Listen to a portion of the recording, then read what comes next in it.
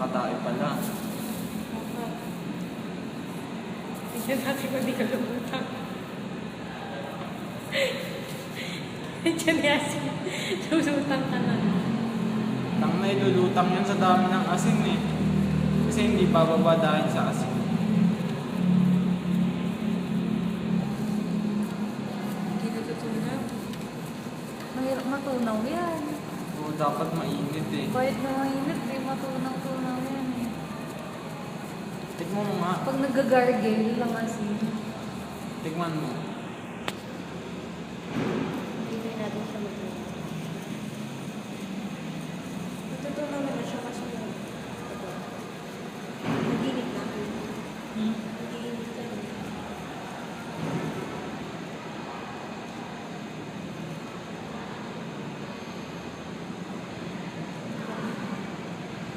Okay na kaya ito? Okay na. Hala, puta.